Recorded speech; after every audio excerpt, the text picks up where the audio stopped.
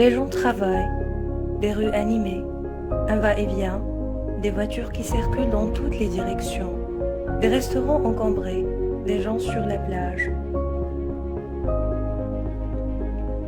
On gère la vie quotidienne, des villes pleines de vie. De cette façon, déroulait la vie avant la pandémie de Covid-19.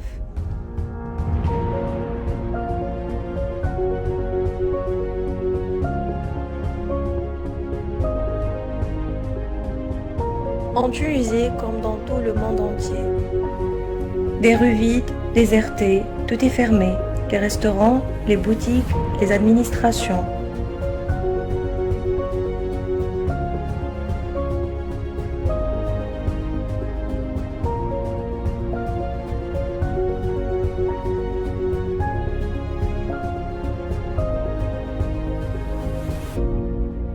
On bascule vers le télétravail. Les gens confinés dans leur maison n'avaient que peu d'activités à faire pour se distraire, mais ils trouvent toujours la solution. Depuis le début du strict confinement, tout le monde n'est pas logé en même enseigne. Et cela révèle une forte inégalité en matière de logement, qui est le cas de Madeleine, une mère de famille qui vit entassée dans un studio de 17 mètres carrés avec ses 2 enfants. Mal, avec le confinement, on va rester dans ce 4 murs. Je me suis dit peut-être qu'on va mourir aussi de ça. On n'a pas vécu le confinement de la même manière. C'est pour cela que l'Institut des hautes études d'action au logement France a mené une enquête pour savoir à quoi ressemblait le logement des gens pendant le confinement. On constate qu'en temps normal, la majorité des gens sont satisfaits de leur logement. Pourtant, lorsqu'on y passe 24 heures sur 24 heures, les petits défauts de son appartement sont remarquables. Alors quels sont les critères pour qu'un logement nous aide à traverser des moments difficiles? Eh bien pour l'Institut, il faut qu'il y en ait 4. Il faut qu'il soit bien agencé, il faut qu'il soit bien éclairé, il faut qu'il ait un accès vers l'extérieur et qu'il soit grand. Ok, on est au courant, la taille c'est important mais ça ne fait pas tout. Avoir un accès à l'extérieur c'est un critère primordial. Et quand je parle d'accès à l'extérieur, je ne parle pas forcément de jardin, mais aussi de terrasse ou de balcon. D'ailleurs, saviez-vous que 66% des personnes qui vivent dans un appartement n'ont aucun accès vers l'extérieur? En effet, beaucoup de Parisiens ont préféré quitter la capitale française, une ville très encombrée pour s'installer dans des villes moins denses, pour profiter des espaces extérieurs privatifs et des vues dégagées. Derrière vous, vous avez la vallée de l'Eure, vous avez des arbres, vous avez un paysage qui est dégagé. Les gens sont très gentils, très accueillants. Et là, vous êtes dans notre jardin, ce qu'on n'a pas à Paris, on n'a même pas de parc à côté de chez nous. On a de l'herbe, on a des arbres, on a des framboises ici. Donc on a de quoi faire même un potager. Enfin, c'est hyper agréable et on se sent bien en fait. Pour remédier à cette situation de pandémie, une réflexion sur le logement devient alors urgente.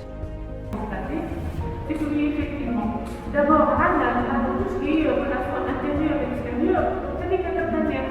Donc ça serait bien d'avoir une grande terrasse, d'avoir quelque chose يكون المنطقة تشكل بالكون على جزء من شغل ينتهي ولا ينسم ولا لا اللي نجم يعدي فيها une bonne partie de la journée.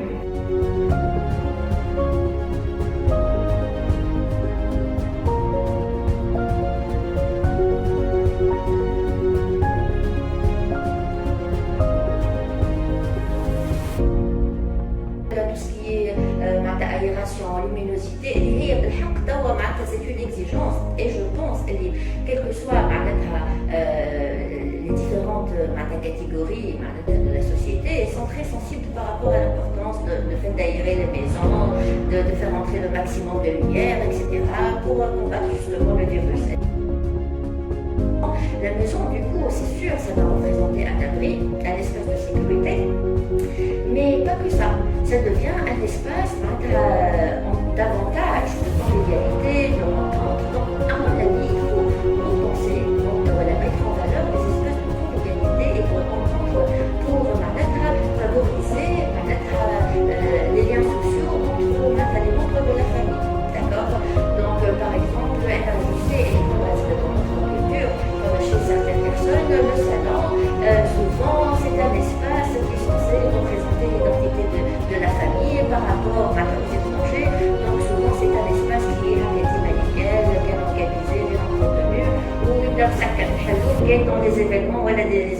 l'occasion. À mon avis, donc cet espace aidé, donc ça peut devenir, surtout qu'il est d'un famille chassé de chambre au sein de la maison, donc ça peut devenir un espace donc il va y favoriser davantage.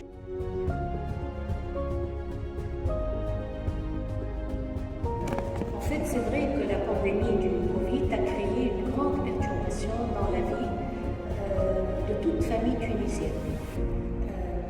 Premièrement, parce qu'ils ont eu un moment de stress, donc c'est un impact qui a ébranlé un petit peu l'équilibre familial et les relations humaines.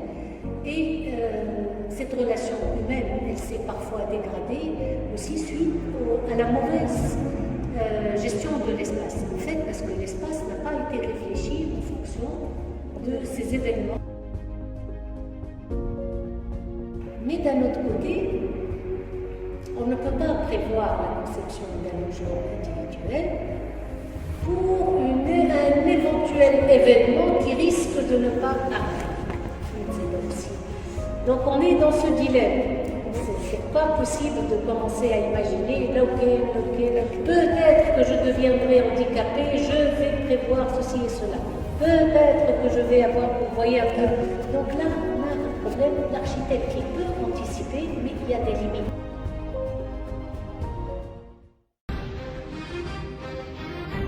وحشنا الخضار وريحة النوار، وقفة قدام باب الدار وضحكة مع الجار.